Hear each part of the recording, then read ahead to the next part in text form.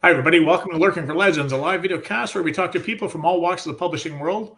My co-hosts, Victorian suspense author Christy Stratos and science fiction author David Kelly, as well as myself, encourage viewers to chime in with questions for our guest or comment on what you hear on the show. And tonight we have on Lurking for Legends, creative nonfiction writer Caroline Topperman. Welcome, Caroline. Hi, it's great to be here. Thank you for having Welcome. me. So why don't we start like we always do every week and have you, Caroline, tell us everybody a little bit about yourself and what it is that you do as a creative nonfiction writer. That is a long story. How much time do you have? We have about 40 minutes, so cram it in there.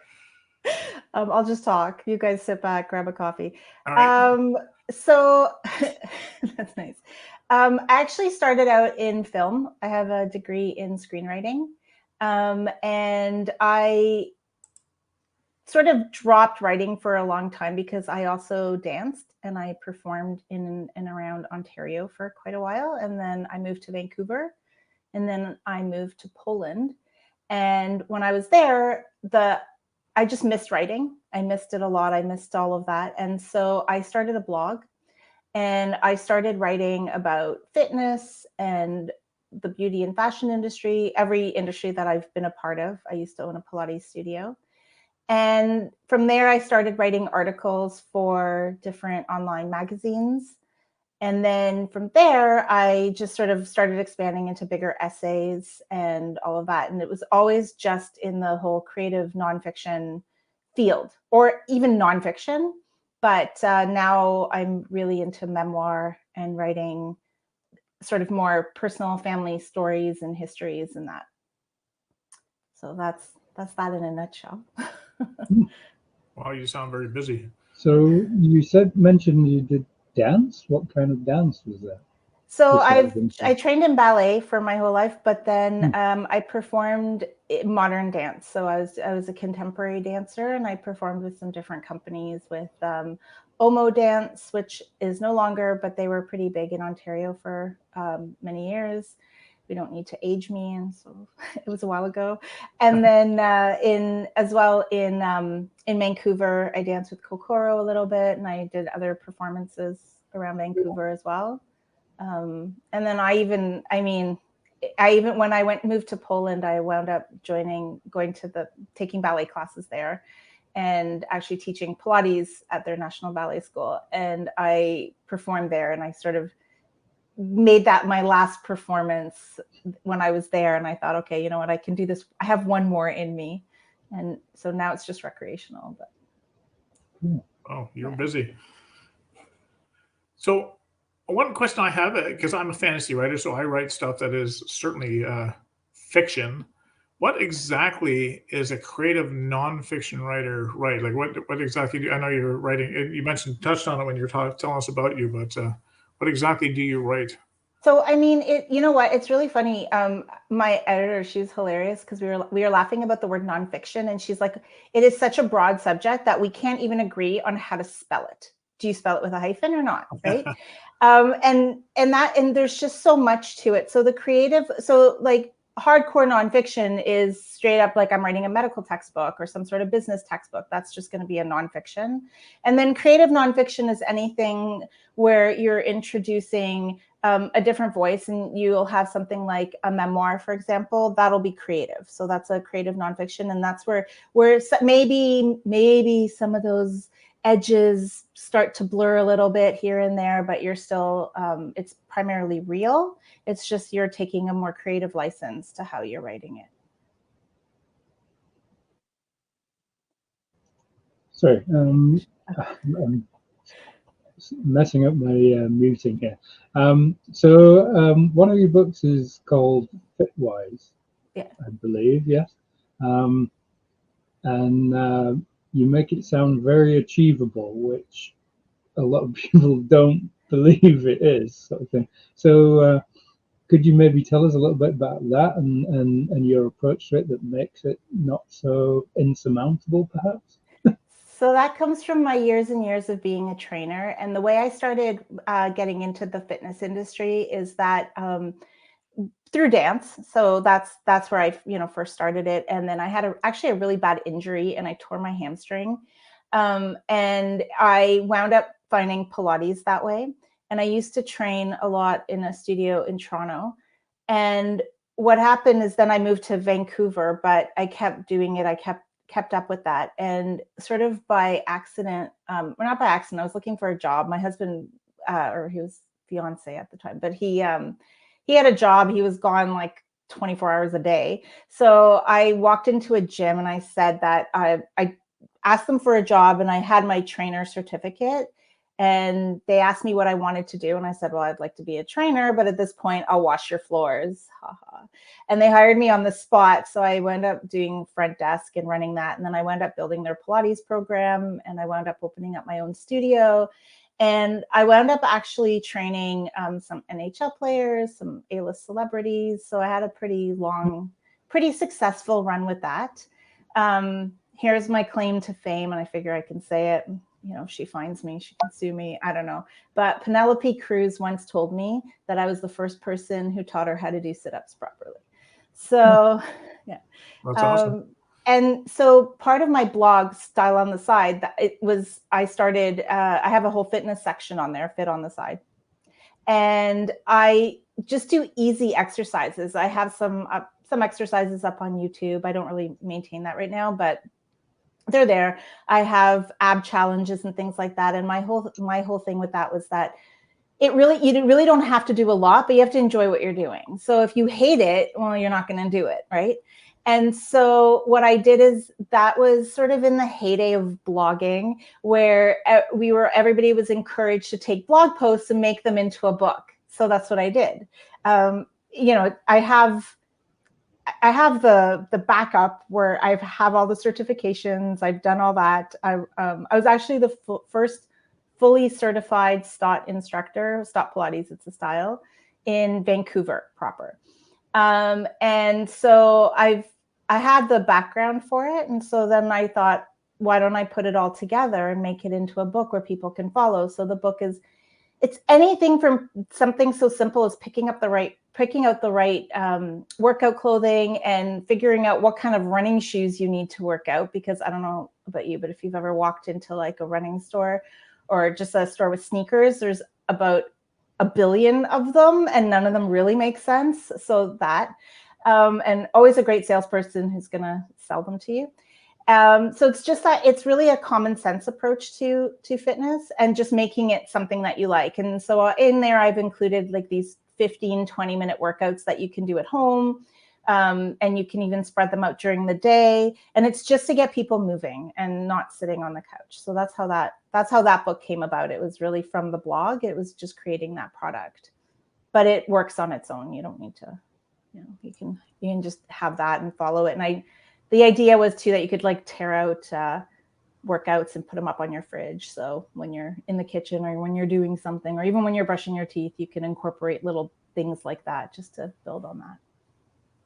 I think as authors, that's be a great book to have, because you know, trying to squeeze in 20 minutes here and 20 minutes, because all we do is sit at our desk all day. And you know, my biggest exercise some days I find is like getting up and going to the fridge to find something else to eat to bring back to my desk.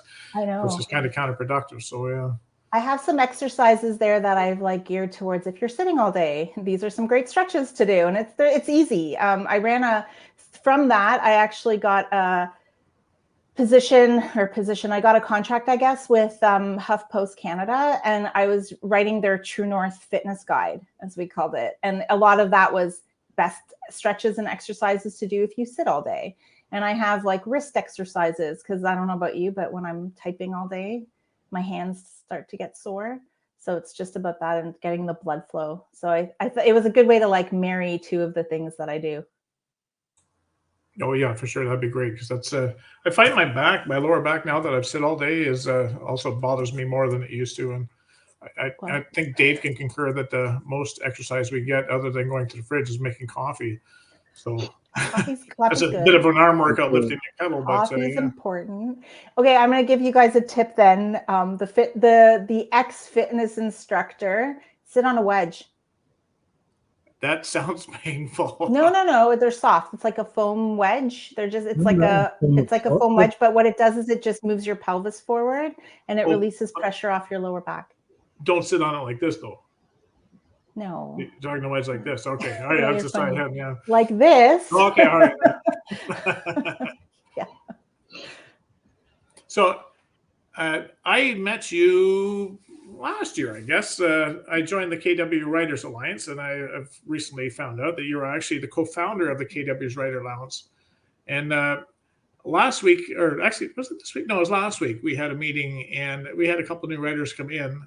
And Howard Powell, who is the guy who runs one of the authors who typically runs the meetings, he brought in a prompt from your book because one of the couple of new writers wanted to do prompts, and it was a piano sitting on the side of the river. And so they sat down, and I edited because I had a lot of editing to do, but a couple of the writers actually did the writing prompt from that picture out of your book. And it was amazing the couple different stories that came out of there. One guy actually did it in kind of a rap theme. I don't know if he shared that with you or if you've seen that. You probably haven't, because I don't. He mentioned it. He mentioned it, but I haven't heard it. He did it so well. Yeah, this fellow's brand new to our group, and but I thought it was very neat how that visual that was in your book prompted that. Like, I would never think of anything like that. So I could just imagine all the different stories that one visual will prompt. So what got you into writing this book about writing prompts, and what is it actually for? Obviously, the prompt writers do something, but so this book, Kara, I have it here. This is what it looks like. Wait. Yep, there we go. So this book basically was when I first moved to the Waterloo region. I didn't know anybody. It was a sudden move. We were living in Europe, in Poland, with my husband, and he got transferred. And it was like a day-to-day thing of like, oh, by the way, we're moving. 2 months later, we're there. I don't know anybody. My family's in Toronto. And so the day after we landed, it was March 1st, 2018. And the day after, I think there was an ice storm, which was lovely and really depressing. And then he went to work 2 days later, and I was there with our little dog trying to figure out like what's going on, trying to find a place to live because his company put us up in maybe not the nicest place.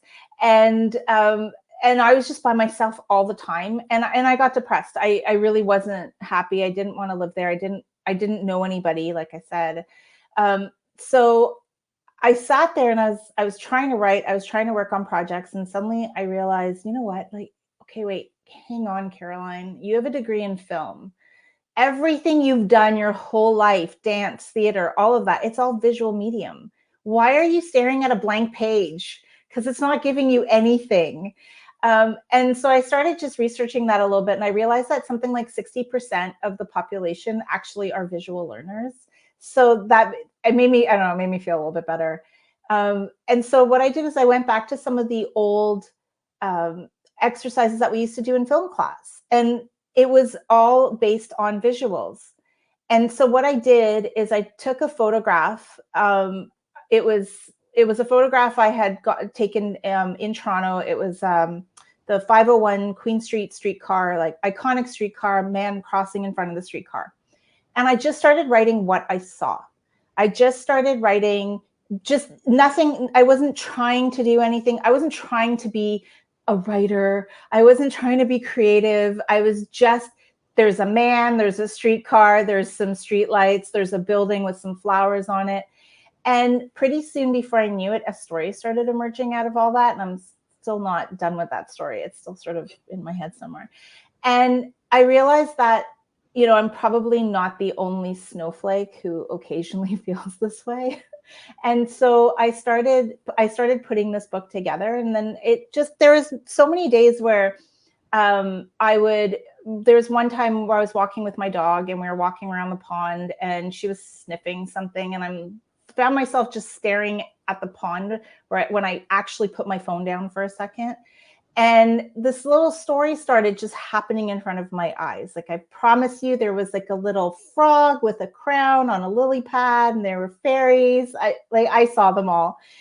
And that's how this book came about. And so what I do is I actually teach workshops where we write from photographs. And I use the photographs as either a moment in time, and we talk about what's happening a second after the frame or just before the frame. And one of the exercises that I do actually with that piano, the one that you're referring to, is I usually use that as my first prompt in most of my workshops. And what I do is I have people think of themselves. I mean, everybody's seen a movie, right? We've all been to the movies. We've all watched TV. So what I do is I ask people to walk into that scene, close their eyes for a second, walk into that scene, sit down in the middle of that picture and look up, look down, look to the side, and start using all of their senses to describe what they see. And that's how I usually run that one. And what happens is unbelievable because everybody freaks out at first and no one ever wants to read it. And everybody has like a panic attack. And, you know, everybody, and my only rule is you can't apologize for anything and you can't explain anything because I give you 5 minutes. So, you know, nobody's expecting a huge Nobel Prize winning book to come out of this. And yeah, the stuff people come up with is unbelievable. So that's how that whole idea came about. Actually, it's just that it was you know, before COVID, before we were all in isolation. So you've studied screenwriting. Just wondering, would you recommend like authors study screenwriting? You know, do you think there's an overlap? I do. I think it's just a different way of writing. So when you're writing a screenplay, the way you write a screenplay is the way you approach it is that you have to write it in a way that a director can pick up your words and see what you're seeing. Because you don't add all the long shots and extreme close-ups and all the camera things into that script. That comes later. That's not in your initial script. Your script has to read like a story, but it has to read like a visual story. So it is different. I mean, when I actually took script doctoring for a while in university, and we would get the screenplays that were going to be made, we would get those. And it was really funny because if it had more than 2 pages of dialogue, you wouldn't even read it. You just cross it out and send it back because that means you're just telling me too much and I need you to show me everything.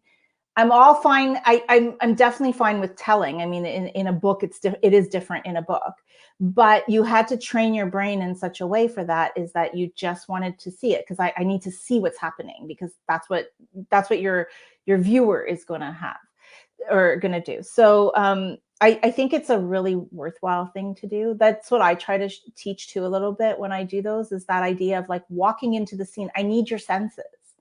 You know, you can't just describe a piano in the water. Like, I need to know how you feel when you get in there. Like, it's cold, you have goosebumps. You're trying not to, your muscles are tensing because you're trying not to slip on the ice because the piano's in a river. And you know, but that's and that kind of idea and what you're hearing and how your surroundings affect you. And it's all things that I think a good writer does, but it's the specific exercises for screenwriting that I think yeah, I think they're definitely beneficial. Yeah, I actually did a bit of a screenwriting course myself a couple of years back. I just took it just to see what it was about and everything. And it's amazing how the kind of different perspective of looking at things from that lens, as it were, is different from, you know, fiction writing. But it's amazing how much it kind of like gives you as well, you know. It's very much focused on, like you said, what you see, the visuals, and also very much focused on, you know, the actual action, you know, what's happening in the scene, rather than necessarily being kind of deep in somebody's head, because obviously in a screenwriting, you can't really get that sort of in their head sort of thing. Yeah. I think I think any writer should always be trying to learn from other styles and other things. And yeah, I think that's definitely beneficial too, because then and that part, that being in the person's head and all of that really comes when then between the director and the actor. So that's where they come into the whole writing process of that. So, you know, a lot of times when I'm selling books, people will say, you know, are you going to turn this into a movie? And I say, I'd love to turn it into a movie, but I don't know where to start. Obviously, we need a screenplay for that. So how would you're saying that you don't take like 2 pages of dialogue and you cross it out. So I've got 600 pages of fantasy characters talking, not for 600 pages, but they talk quite a bit.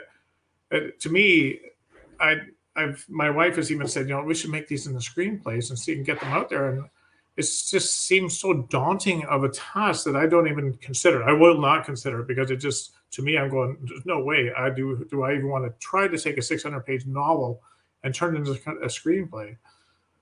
It's hard. I mean, but then we can talk about Lord of the Rings. We can talk about Martin, the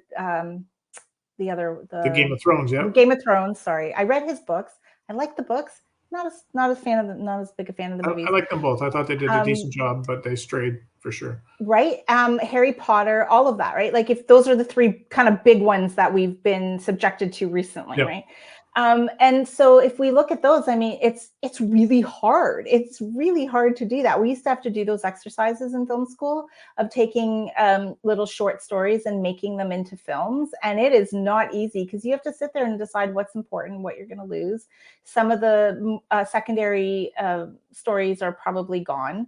You have to, as a writer, it's really hard because it's kind of harder than editing, right? Because you have to be able to part with most of it. The thing with a lot of the talking too is that the talking might be that conversation. If you really take a step back from a conversation between two characters, you might find that they can actually have that conversation in like a split second because I don't know, they're having a fight about something, but maybe it's a matter of one of them looking at the other one in a certain way or slamming something down on the table or breaking something. And you've kind of had that conversation. So you don't need the words.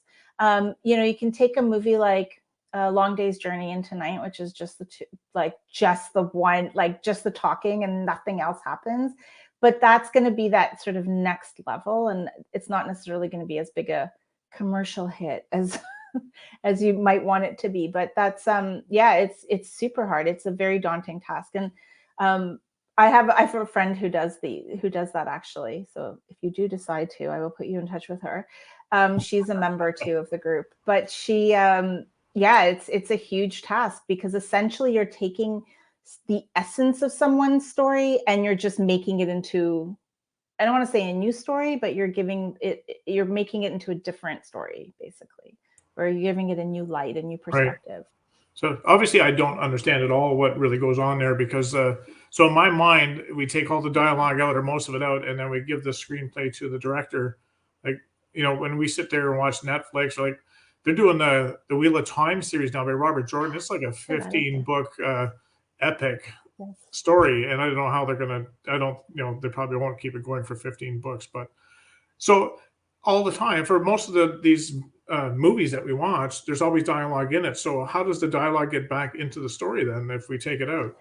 It's where it's necessary.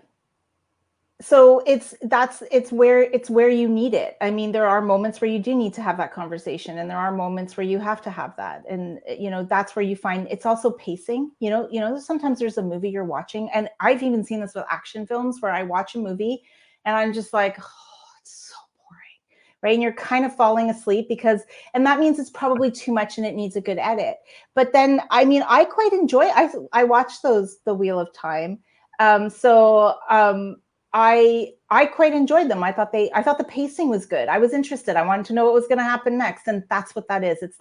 It's a marriage of pace, not too much talking, but just enough to keep you, it needs to move the story forward. Is really what it comes down to in the essence.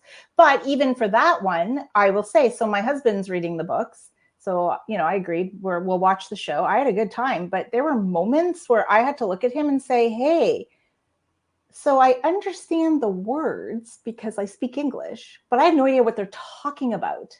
And he had to stop and explain things.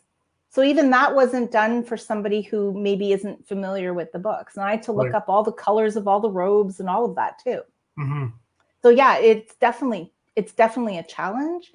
And that's why a lot of those epics are made for people who are already fans. And then everybody can just argue about how wrong they got it.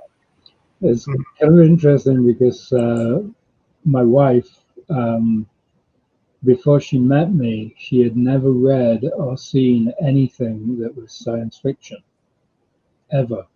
She'd never watched it, seen it on TV, movies, anything. And so I'm writing science fiction, and she actually helped. She's my first editor on my books. And so, like, when she first started, it was kind of like she was just, what is all this? So yeah, I mean, there's kind of like there's a language that's almost kind of hidden, that's known to kind of like the fans of those genres. But like, if you're not familiar with them, it's like you're really quite lost. You know, there aren't any clues because there's no time to explain everything to people. But I mean, here's the thing, the way I see it, at the end of the day, a good story is a good story is a good story. And if it's not super boring, like if it doesn't lag, and I mean, this isn't a book or a movie or whatever I'm watching, but if I'm reading something and the pace is good and I'm interested and the story is good, I'll take the time to figure it out. Like that's, you know, I'll take the time to like yell at my husband to stop the TV and explain things to me, or I'll just look them up. Or same thing with a book. I'll do, you know, if it's really good. He's into the whole fantasy world, a lot of science fiction, a lot of fantasy. So I actually have read quite a bit just through him. But you know, I know what an orc is, and I know what, you know, I know that. But yeah, so because of that, like there's stories that I've read that I've really enjoyed as well, because the fundamental story is interesting. It's a good story. Yeah, it's interesting with the words. I've got a few beta readers that are not fantasy fans at all, but they beta read, and they actually add a lot to my story because they're not fantasy fans. And they will call me out on words like barbican and portcullis and stuff like that. And then I have to think, you know, my audience is fantasy, so fantasy people, and will they know what a portcullis is? Will they know what a barbican is? And if I have to make everybody think of what those is, then maybe I should you know, reconsider putting them in there. And so it's neat to have beta readers that aren't in your genre, just like David's science fiction. There's so many things that he writes in his stories that I don't have a clue about. Yeah. But and if I think it's important to the story, I'll find out. If I don't think it's important to me in the story, it's just something mentioned in passing as the character's going from one deck to another, I will just gloss over it and let it go. But if it comes back in the story, I go, okay, I better figure this out. So I agree. And that to me is like, it's also like that reality check. Cause I mean, ideally you probably want to sell your books, right? So you want an audience. So you want people who maybe otherwise wouldn't pick it up to pick it up. And I think that's, I mean, I think that's like an important lesson for everybody though, because it's the same thing. When I've finished my family memoir that I'm currently looking at how I want to publish. And that book is, you know, I hope that anyone can pick that up and read it. I have my target audience. I did the work, and I have my like ideal reader and all of that. But I hope that it transcends that at the end of the day, and that somebody else might be like, oh, hey, this is just a really cool story. Like I definitely want to read it and see more about it. So I think that's the, I mean, I think that's the lesson for all of us. Right? Yeah, I think it's a fine line too, because as a science fiction author, as a fantasy author, there are certain things that will really resonate with the fantasy fan or the science fiction fan. That they'll go, you know, I get that. I know what he's saying. He's my tribe, and I really enjoy the story because he's included that element in fantasy or science fiction. And the regular layman might not understand that, but the story will resonate more with the fans that he's writing the book for. So it's kind of a fine line that we tread. Do we put it in? Do we take it out? Or yeah, I mean, absolutely. But like I said, like to me, a good story is a good story. And oh, for sure, at the end of the day, right at the end of the day, I'll read it. Like, so, there's some books, like same thing. My husband's like, yeah, you're probably not gonna like this because it's really hardcore. But the minute it sort of, goes a little bit to the other side where it's just a little bit more story, a little bit, then yeah, I mean, I don't see why not. And I think by reading all those different things, for me personally, it just makes my writing stronger, because it just makes me more sensitive to the different styles and different ideas. So I noticed you've got a very nice website and a very strong and attractive social media presence generally. So I just wondered, it's like, do you have any kind of tips on kind of like getting noticed and how do you kind of like do these things? You know, these Yeah. wonderful things. I mean, I mean, I've had it for a while. I've been playing with this for quite a long time, many years. But at the end of the day, I stopped trying. I just started being myself. You know, I curate it, and obviously, I mean, I know people who get super personal. I don't do that. I don't like that. If you ask me a question, chances are I'll answer, but I'm not going to get super personal for the whole world to see. But I just right now on Instagram, for example, I got bored and I haven't been able to travel anywhere, and I'm stuck in my house and all of that, and I feel the same way everybody else does. So just before we left Poland, my husband and I took our little dog and we went for a 2-week train ride through Italy. And I thought, okay, well, why don't I like document that? I'm just going to take all my viewers through my 2-week trip through Italy. And I'm just, and I just write like a thought on each. It's not an epic. Nobody's reading it really. So it's mostly a photograph. And I've used those photographs already. And I'll just write some new thought underneath it. And then I just talk to the people who are commenting. And I'll try to write something funny or something different. And it's just that idea of talking to people at the end of the day. It's just the social part of the media, right? And it's just doing it. And, I figured out for me, a good time to post is at 8:00 in the morning. So I wake up and I, putter around, do my thing. And then I sit down and I put a post out and I just have fun with it.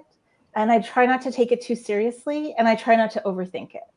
And slowly, I mean, the technical part of it is, if you're going to do Instagram, use your hashtags, because that's how you're going to get found. You think of them as the little, like the little, the way people are going to find you, the way people are going to look you up.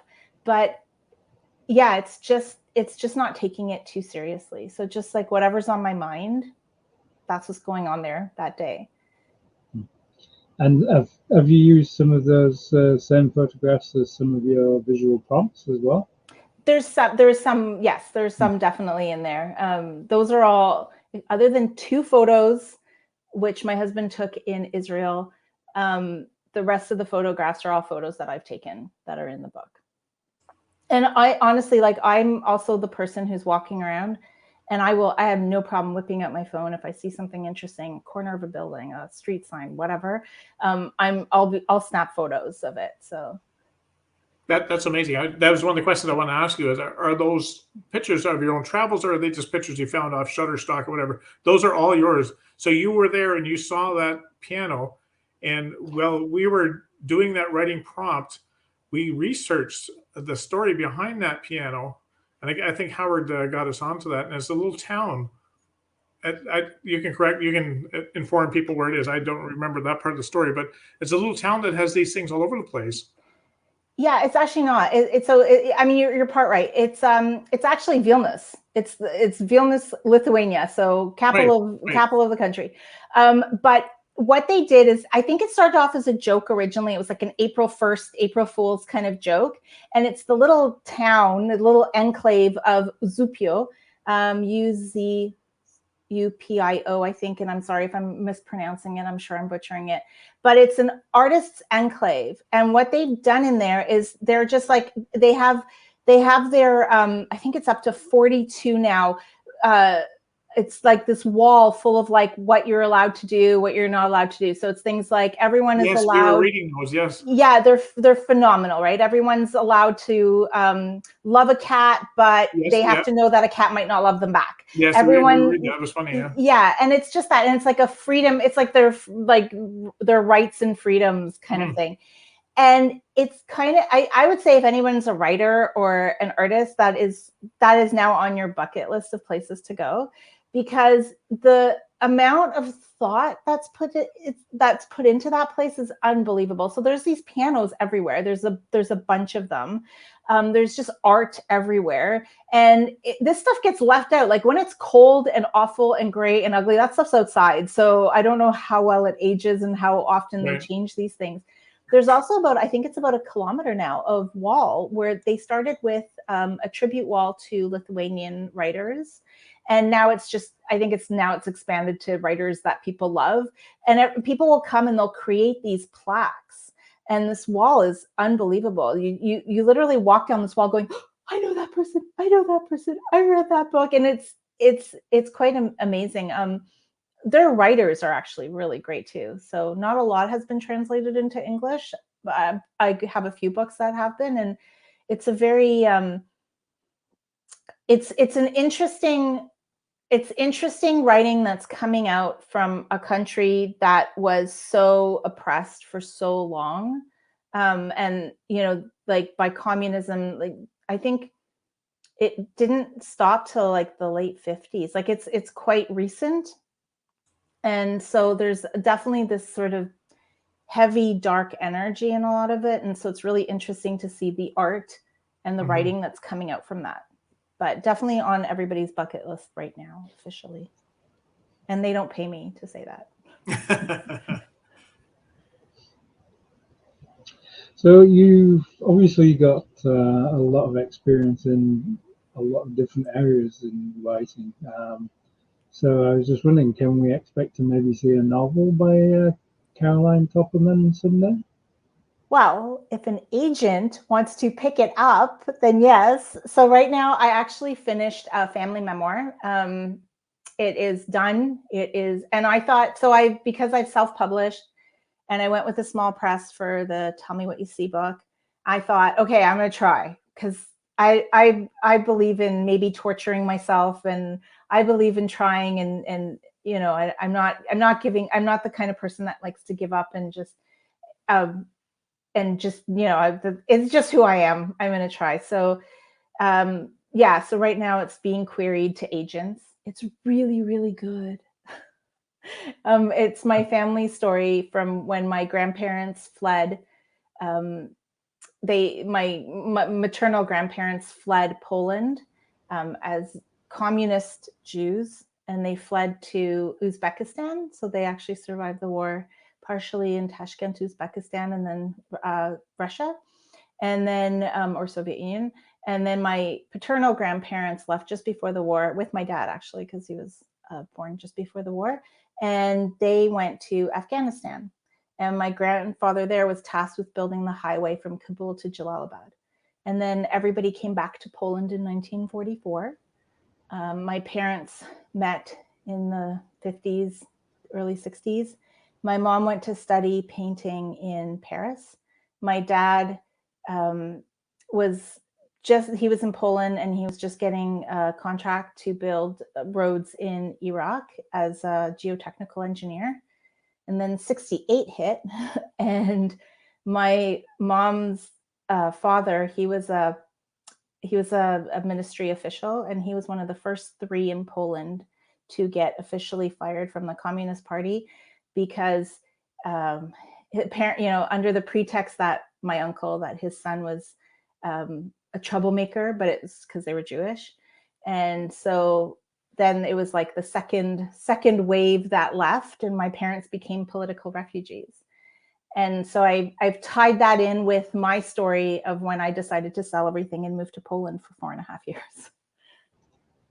Nice. So yes, you can. Some way, somehow, it will come out. Wow, that's quite the story. Yeah. So we're starting to get near the end of the show there, and I wanted to ask you this. I also see that you're the managing editor for Nonbinary Review. And what exactly does a managing editor do as opposed to an editor? Is it like a supervisor, or how's that work? Yeah, so I work with the editor-in-chief. And I put together the order for how the magazines come out, like I'll order all the pieces.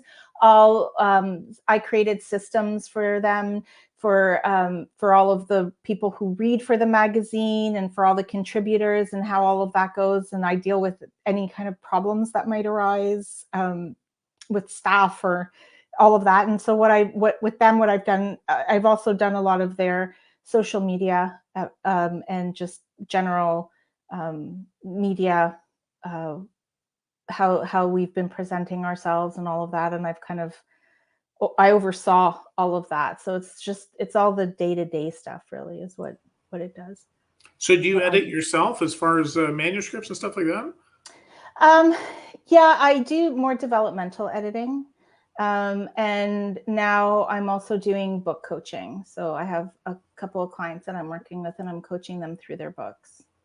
And if people are looking for your services, how would they get a hold of you? It's all on my website on the carolinetopperman.com.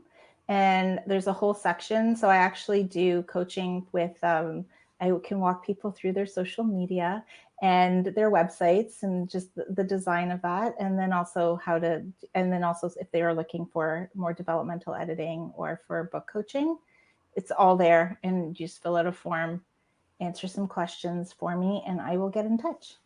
So is that genre specific or is that just writing in general? For me, it is because I know the nonfiction world really well.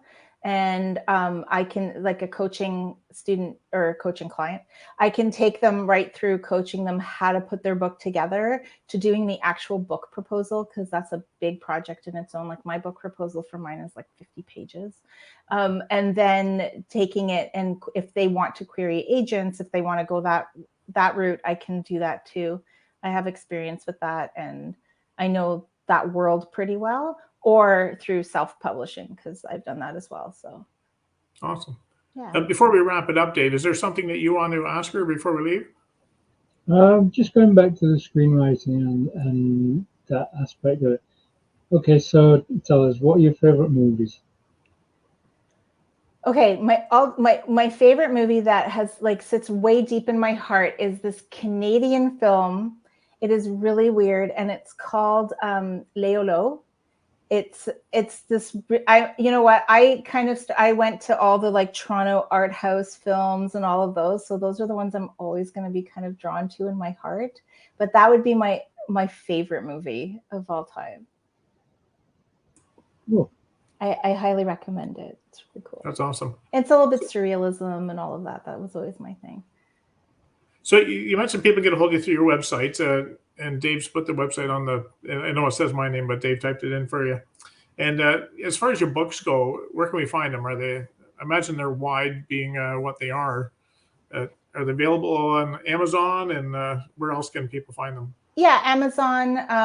The Tell Me What You See book is also available locally in Waterloo at Wordsworth, and I'm trying to get them into some stores in Toronto, but Amazon, or that's probably your best bet. If people want a signed copy, I can send them one. Yes, awesome. Then they just have to email me, and also, I mean, honestly, if you get in touch with me over Instagram or something, I do actually answer. That's always nice. Yeah. So, and what's next in the Caroline Topperman world? I know you said you're looking for an agent for your memoir, but what else is coming down the pipes? So I'm actually also working. I have this idea. I'm kind of noodling around with my next book that I want to do, and I want to call it something like Conversations Over Coffee and Wine, and I want it to be more essay based. I also started a magazine on Medium called Migrations Review. And I'm just putting essays on there that I don't know where else they would fit, and they don't really fit on my blog. So on my website, there's a link to it. And I'm also looking right now just to publish parts of my book. Some of the chapters work as essays. So I'm trying to get somebody interested in trying to get those published. Oh, that's awesome. I look forward to speaking to you through the KW's Writers Alliance, and we'll catch up again. Absolutely. But until then, thank you for being on our show tonight. And if you ever have a book launch or something and you want to come back on and talk about it, by all means, let us know, and we'll get you back in here. I hope so. Let us know when you land that agent. That would be awesome. Thanks. Yeah, this is a lot of fun. Thank you for having me. Oh, you're most welcome. And how about Dave? What's new in the Dave Kelly universe? The big news this week is that Clench and Dawn, the editing, well, my editing at least, is finished, and it's gone off to my external editor. And she's currently dissecting it piece by piece. Throwing it in the fire, so to speak. Covering it in red ink, you know, and all that kind of stuff. So yeah, that's good. It's taken quite a long time to do this one. I've been very distracted with garages and COVID and all of these things, but yeah, it is at least my initial kind of like editing is finished, so that's with my editor. So I should have that back in a few weeks, and then it will be down to me to just take anything into heart that she feeds back to me, and then it will be going live, and I believe it will be published in, I'm gonna say, April. So you're obviously you're doing something else between now and April. What are you working on? I'm working on book 3. Funnily enough, yeah. So I'm probably about 20% into book 3. Nice. And I'm also working on the second period Jones novel. The Tentacles Will Return. And so I'm working on that at the same time. I kind of like alternate depending on what I feel like. And I'm also planning out a completely new series for after both of those. Awesome. Something completely different. Sounds great. So as far as I'm concerned, sorry, what's that, Dave? I just said, how about you, Richard? Oh yeah, as far as I'm concerned, I'm still working on Windwalker Book 3 and the High Cliff Guardian series. I'm about 80,000 words into it now, so it's coming slower than I hope, but we'll get it out. And I'm revamping the covers on the Rika's Flight series, so we want to get them more consistent with everything else. So we've got cover 2 now done, and I won't reveal any of the covers unless you're on my live reads on Thursday. You won't see them.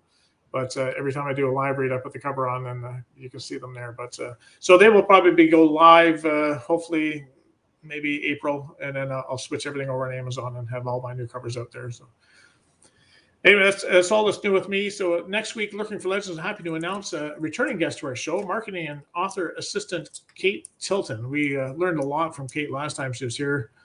And she's got a lot of great tips on how to up our author business. So Kate has been helping authors since 2010. She's the founder of Kate Tilton's Author Services, LLC, and helps authors of all stripes to navigate the publishing world, which is a very daunting thing, and connect with the readers. Kate loves cats, tea, and all things geeky things. So that should be right up your alley there, Dave.